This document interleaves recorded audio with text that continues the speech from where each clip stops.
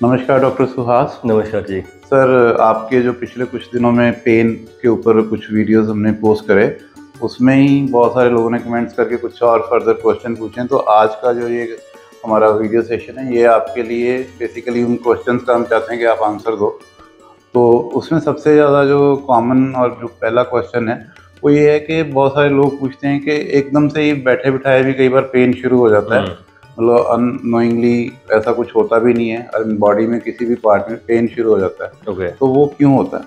देखिए, जहाँ पे भी पेन है, जहाँ पे भी दर्द है, वो अकॉर्डिंग टू आयुर्वेदा वात दोष के कारण है। जैसे मैं बताता हूँ कि आयुर्वेद में 3 दोषों को प्राधान्य दिया गया है, वात दोष, पित्त दोष और कफ दोष।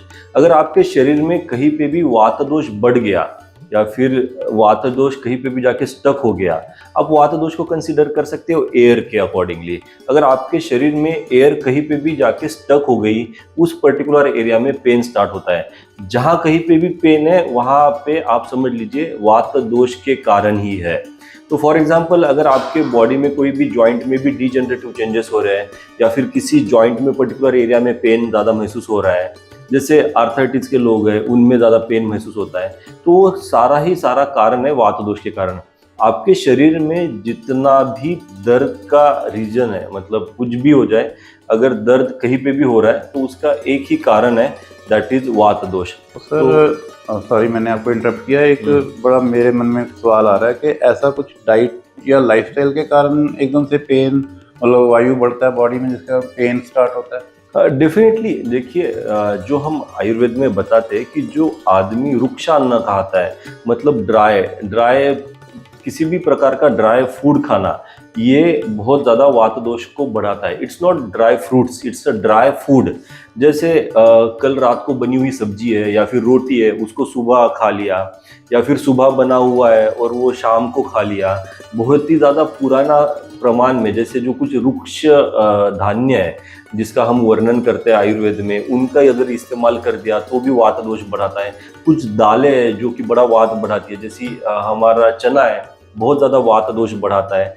ज़मीन से नीचे उगने वाली जो सब्जियां है, जैसे कि आलू है, अरबी है, मूली है, ये बहुत ज़्यादा वात बढ़ाती है। इस प्रकार का अगर कोई भी व्यक्ति आहार लेता है, निरंतर और कंटिन्यूअसली आहार लेता है, तो उन व्यक्तियों में ये जो एयर है, ये वात दोष है, वो खराब होता है। और जहाँ कहीं पे भी खराबी है जॉइंट में, समझो फॉर एग्जांपल आपके पेट में खराबी है और वहाँ पे वात दोष आके अटक गया, तो वहाँ पे पेन करेगा। आपके जॉइंट में अगर डिजेनरेटिव चेंजेस हो रहे हैं और इस प्रकार का फूड फिर से खा रहे हो, आप रुक्ष अन्न खा रहे हो, मतलब ड्राई फूड खा रहे हो, तो फिर से वायु वहाँ पे स्टक हो जाएगा और आपको वहाँ पे पेन क्रिएट करेगा।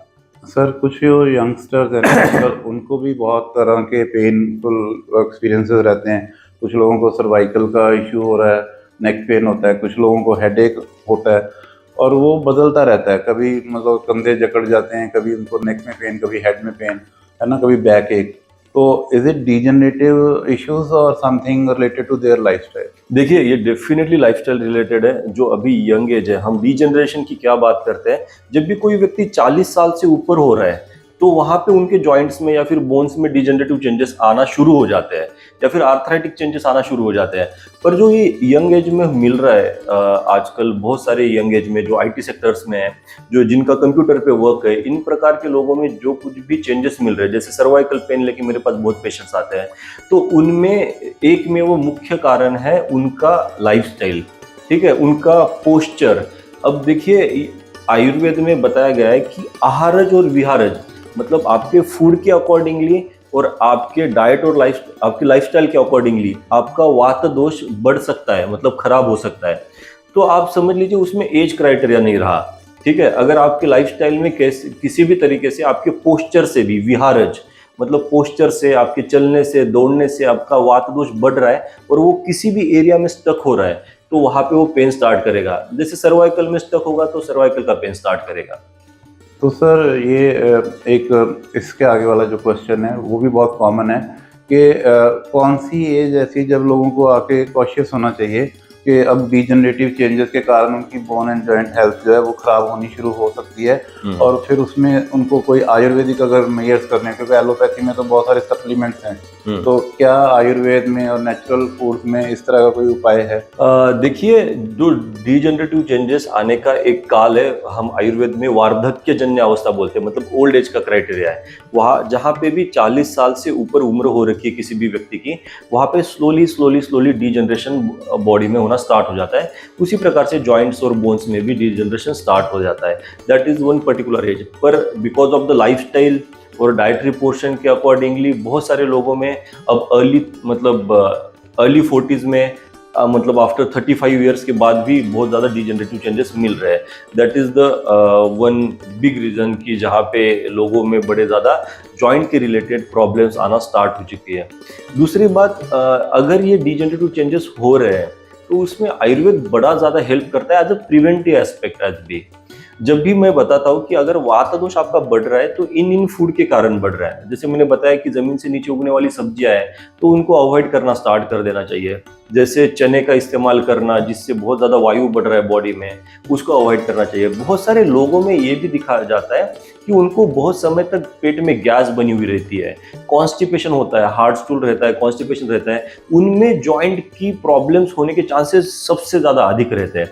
अगर आपके अर्ली एजेस में ही ये समस्याएं रहने लगी, जो कि मुख्यतः वात दोष के कारण ही है, अगर ये रहने लगी तो तत्काल में आप आयुर्वेदिक डॉक्टर के पास जाके ट्रीटमेंट कर लेनी चाहिए, जो कि वात दोष को शांत करने में या फिर एक सेम अवस्था में लेके आने के लिए, बैलेंस करने के लिए बहुत ज़्यादा मदद करते हैं टू गिविंग आयुर्वेदिक मेडिसिन। उससे आपको भविष्य में होने वाली डिजेनरेटिव चेंजेस से बचाव मिल सकता है। Sir thank you very much. तो एक जो और इम्पॉर्टेंट क्वेश्चन हमारे पास आया वो ये भी है कि बहुत सारे लोग ये सोचते हैं कि जो डीजनरेटिव चेंजेस हो गई, एक बार मान लो कुछ जैसे घुटनों में आपके कुछ उनको लगता है कि कोई ग्रीस खत्म हो गई है, ड्राइनेस हो ही गया वहाँ पे, तो वो दोबारा से रिकवर होना बड़ा मुश्किल है और वो सर्जरीज तक सोचते हैं लोग, नी के लिए तो पर्टिकुलर। तो क्या आयुर्वेदिक जो ट्रीटमेंट्स हैं, पंचकर्मा थेरेपीज़ हैं, उनमें ऐसा है कि वो रीजनरेशन हो जाए? देखिए, सही बात है। जब भी जॉइंट्स में का साइनोवियल फ्लूइड कम होना शुरू हो जाता है तब लोगों में सबसे ज़्यादा जॉइंट पेन या फिर स्टिफनेस की शिकायत बहुत ज़्यादा बढ़ जाती है। मूवमेंट में डिफ़िकल्टी आती है, उनको चलने में बड़ा डिफ़िकल्ट हो जाता है। हर एक वॉक के साथ उनको दर्दें होती है। ये बहुत सारी समस्याएं होती है। इस अवस्था में आयुर्वेद में बताई गई जो बस्ती कर्म है वो बड़ी ज़्यादा लाभ देती है। जैसे किसी भी गाड़ी का पहिया है, उसमें ग्रीसिंग खत्म होने के बाद अगर हमने ग्रीसिंग कर ली एक्सटर्नली तो पहिया और अच्छे से दौड़ पाता है विदाउट एनी अदर डिफिकल्टीज। ठीक है, उसी प्रकार से फ्लूइड की डिफिशियंसी हो रही है तो उस फ्लूइड की डिफिशियंसी में हम मोस्टली ऑयल का इस्तेमाल करते हैं, मेडिकेटेड आयुर्वेदिक ऑयल्स का इस्तेमाल करते हैं, जो कि बड़े ही अच्छे एक्सटर्नली अप्लाई करने के बाद भी वो इंटरनली अपने पोर्स में से अंदर तक जाके फ्लूइड का काम करता है, मतलब ग्रीसिंग का काम करता है, जो कि बड़ा ही ज़्यादा अच्छा रिजल्ट देता है। उसी के साथ साथ हम कुछ आयुर्वेदिक मेडिसिन भी यूज़ करते हैं जो कि वो इंटरनली ग्रीसिंग मतलब स्निग्धता, नरिशमेंट देने का काम करती है, जो कि पेशेंट के जॉइंट में लुब्रिकेशन क्रिएट करती है और जॉइंट फिर से उसी अवस्था में लेके आने की कोशिश करते हैं। सर एक और बहुत इम्पोर्टेंट क्वेश्चन है, बहुत सारे लोग पूछते हैं, वो बायस भी हो सकता है कि जैसे पेन किलर्स और स्टीरॉइड्स की बात करते हैं, तो क्या आयुर्वेद में कुछ ऐसा effective pain killer home remedy available है या कोई ऐसी मेडिसिन है जो सेफ है, जिसका कोई साइड इफेक्ट नहीं होता, जो वो ले सकें और उन चीज़ों से बच सकें? देखिए, आप घर पे नहीं, क्या अगर कभी किसी व्यक्ति को ना जॉइंट पेन हो रहा है या फिर जॉइंट के ऊपर स्वेलिंग आई ना, तभी एक कोशिश कर लेना, हल्दी और प्याज अपना पीस के ना उसका अगर लेप भी लगाओगे, उसका पेस्ट भी लगाओगे ना, तो भी इन्फ्लामेटरी कंडीशन रिड्यूस होती है और वहाँ पे पेन कम होता है। It is how big Ayurveda is, मतलब घर के ही कुछ रेमेडीज के साथ हम उसका पेन मैनेजमेंट कर सकते हैं। उसी प्रकार से अगर हम इंटरनली कुछ आयुर्वेदिक मेडिसिन का यूज़ करते हैं, हम अगर घर की बात करें तो हम अगर सौंठ का भी इस्तेमाल करते हैं तो पेन मैनेजमेंट में बड़ा अच्छा काम करता है। वो सौंठ मतलब अदरक, जिंजर का हम अगर इस्तेमाल करते हैं, कोई भी व्यक्ति अगर सौंठ का पानी लेता है बहुत ही एक्सट्रीम पेनफुल कंडीशन में, इधर वो एब्डोमिनल पेन हो या फिर आपका जॉइंट पेन हो, अल्प मात्रा में सौंठ का पानी, हल्का गर्म कोसा सा पानी लेने के बाद उनके पेन में बड़ा तत्काल रिजल्ट आता है। उसी प्रकार से हल्दी का पानी भी इसी प्रकार से काम करता है। किसी पर्टिकुलर जॉइंट में अगर पेन हो रहा है, वहाँ पे जैसे मैंने पेस्ट का बताया, जैसे कि हम इसका पेस्ट करते हैं हल्दी का, लहसुन डाल के। अगर आपके घर के पास एरंडा के पत्तर है